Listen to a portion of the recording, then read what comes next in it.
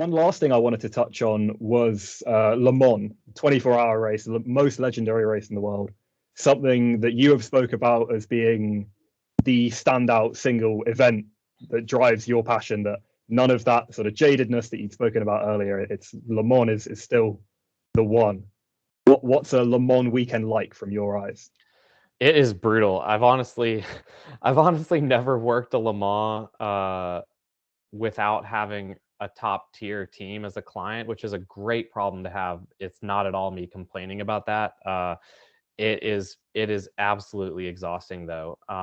But since 2016, I've worked with Toyota, so on all of their LMP1 project since 2016, and then now moving into the hypercar era. I've missed the last two, so I missed 2020 and I missed 2021 Le Mans, but with Toyota, they have this very deep sense of all for one and one for all.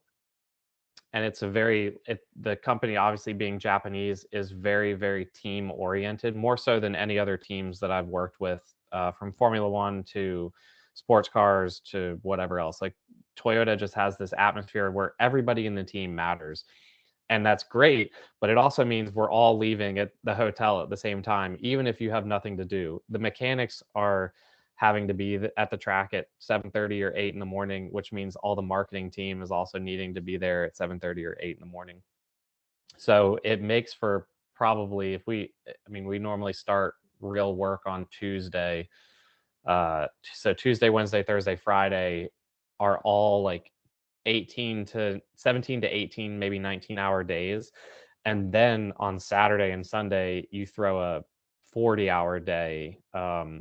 It is exhausting. And the shot list that we have to kind of check through and make sure that we get all these things for Toyota for their social media use is really extensive. But you also know that there's kind of an internal sense of pride that you're not just taking pictures that no one will see. Like, you're taking pictures that hundreds of thousands, millions of people will see. They're the team that's going to be in contention for a win. So to be able to work around the drivers and the mechanics, especially when Fernando Alonso was in the car, Sebastian Buemi, Mike Conway, Kamui Kobayashi, like, they've all become pretty good friends of mine just because of the time you spend around each other at Le Mans.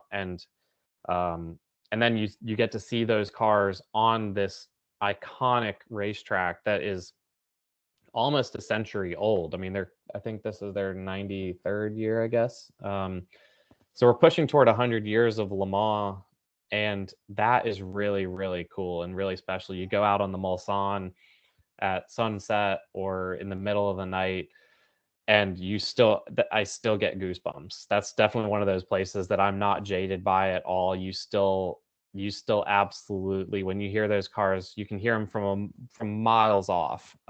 You hear those cars coming towards you. It is really, really special. And when you're working in that environment, how do you tell yourself you're finished? I mean, obviously it's at the end of the race, but how do you feel?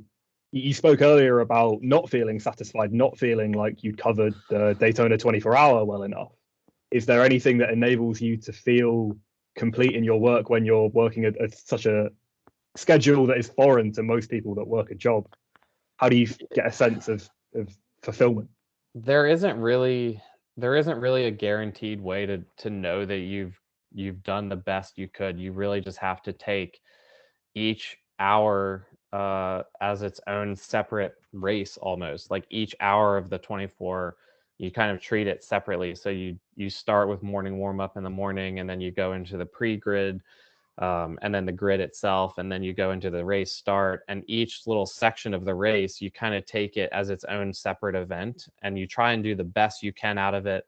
Planning helps a lot. So knowing when I'm going to go back to the media center and edit, if we've got weather that is moving through the area, having to plan where you're going to be when it starts raining, or when if the sun is out, you need to plan where you're going to be for sunset or sunrise. There's just a lot to it, and the best way to really kind of prepare yourself is to have a little bit of a plan. And obviously plans can get thrown out the window, and you can kind of call an audible and change it.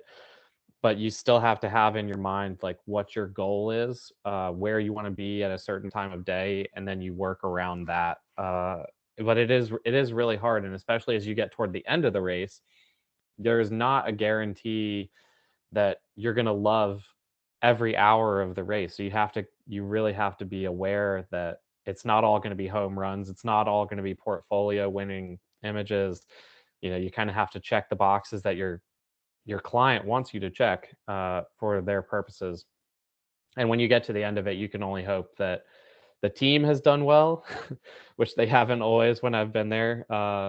The team does well, but also that you have enough energy to keep going all the way through the podium and then into the editing part of the day where you're finishing the final batch of images that you need to edit.